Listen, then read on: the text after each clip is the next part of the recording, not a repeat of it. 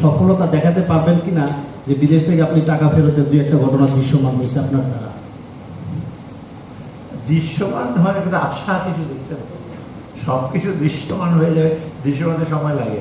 সিনেমার বা টিভিতে আপনি ওটিটি দেখার ছবি দেখেন, এটা আস্তে আস্তে আসে। আপনি দেখেন একটা 12টা কেস আমরা একদম 11টা কিন্তু sensitive case we have identify, লোক আইডেন্টিফাই করা হয়েছে। হ্যাঁ, এখানে কতগুলি শোনেন, টাকা পাচার যারা করে বা যাদের সাহায্য করে তারা কিন্তু আমার আপনাকে অনেক বেশি বুঝছে, মানে ওখানেও ফাইন্যান্সিয়াল রিজার্ভ আছে। টাকা তো ধরেন আপনি কেরালা ইউনিয়নে টাকা পাঠাবেন, কেরালা ইউনিয়নে পাঠাবেন না তো, আপনি পাঠাবেন পঞ্চগড়ে পাঠাবেন টাকা, পঞ্চগড়ে সিলেটে যাবেন, সিলেট থেকে লেয়ারিং করে, যারা বুদ্ধিমান মানুষ টেরই পাবে না। এটা তো এইভাবে পাচার করছে অনেক জায়গায়। ফার্স্ট কারা করেছে ওটা আইডেন্টিফাই করা হয়েছে, এটা একটা অগ্রগতি। সেকেন্ড হলো কোন কোন জায়গায় দিয়ে সেটা কিন্তু অনেকটা আইডেন্টিফাই করা হয়েছে, আপনার ভিডিওতে দেখেছেন। থার্ড হলো এখন এটা আনার জন্য আমরা যেটা তো আপনার বাইরে গেলে আমার কথা তো আমার মনে হতে আসবে না, what we need a mutual legal assistant. কারণ ওদের লিগাল ইস্যুতে আমি বাংলাদেশ ব্যাংক বলে দিলি তো ওখানে ব্যাংক অফ ইংল্যান্ড বা আপনার মনিটারি অথরিটি অফ সিঙ্গাপুর বলে দিয়ে যাও টাকা, তুমি বুঝতে যাবো। এই যে ফিলিপিনের টাকা আনতে তো আমাদের দাম বেড়ে যাচ্ছে না, কত টাকা চলে গেল। অতএব এটা অলরেডি হয়েছে, বেশ কতগুলো এমএলএস হয়েছে।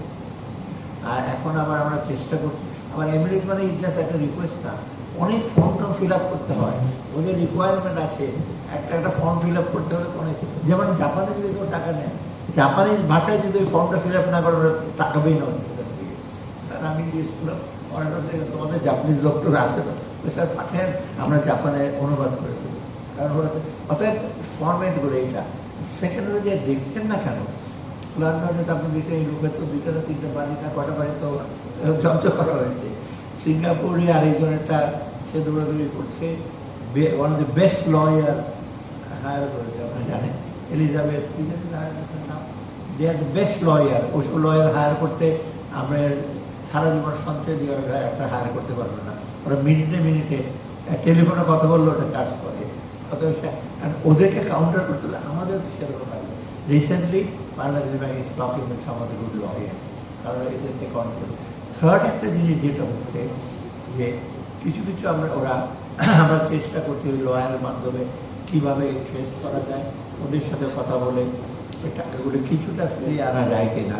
একেবারে হয়তো এসে আসে নাই টাকাগুলো ফিরে বেলা প্রসেস। একটা জিনিস কিন্তু আমি শুধু টাকা ছাড়াও একটা জিনিস দেখবেন, এটা this is giving a message, এটা কিন্তু আমাদের একটা উদ্দেশ্য। টাকা ফিরে আসবে সেটা হচ্ছে হলে কি একটা বাণী একটা সতর্ক বাণী দেওয়া যে ভবিষ্যতে কিন্তু করলে আর 15 বছরে তো এরকম কোনোদিন কেউ করে নাই। এখন যদি নেক্সট টাইম যদি নেক্সট গভর্নমেন্ট যদি মনে করে যে এইগুলি কিন্তু করবো, তখন আপনারাই ধরবেন এবং ওই যে 12 জন আছে 11 জনের সাথে আরও 12 জন বা 25 জন যোগ হবে, এবং এটা সময় হয়তো লাগবে। This is a good message. এখন কিন্তু অনেকটা হয় কি এটার জন্য অনেকে আবার অ্যাকাউন্ট খুলতে যায় না, ব্যবসা ইসে করতে হয়, ধরা পড়লে তো বিপদ।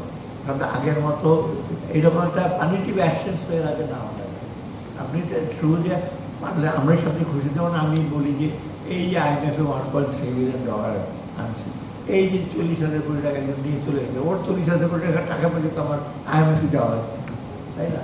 এটা তো আমাদের টাকা, ওটা আমরা কিন্তু পারছি না। তবে দেশে কিন্তু অনেকের সম্পত্তি এটা শুনেছে ফ্রিজ করে আপনারা জানেন, যেগুলো হ্যাঁ যেমন হয়েছে আরো কয়েকটা, এগুলো ইজিয়ার আর কি, ওষুধ ধরা আরো কয়েকটা।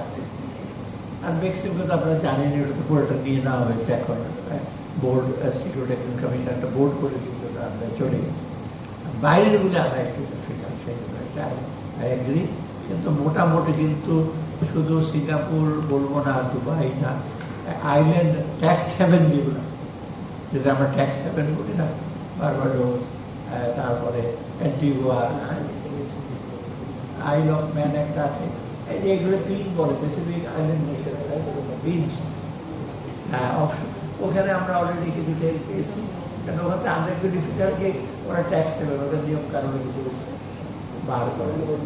ওদের মোটামুটি আমরা ওই যে সেন্সেশন, আরেকটা যে সেন্সেশন কেস না, আমরা আবার একজন মিটিং হচ্ছে 200 কোটি টাকা যে আছে তাদের একটু এখন ধরো মানে 200 কোটি টাকা কিন্তু খুব কম না।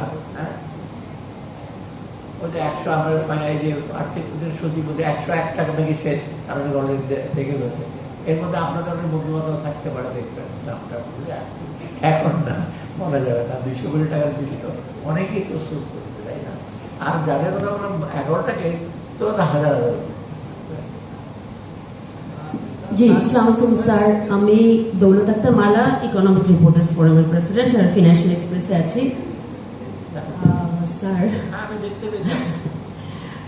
আমার দুটো কোয়েশ্চেন। একটা হচ্ছে এই লাস্ট 1 ইয়ারে আপনারা অনেক কিছুই করেছেন, অনেক কিছুই পেন্ডিং আছে। তো এখন ইকোনমিতে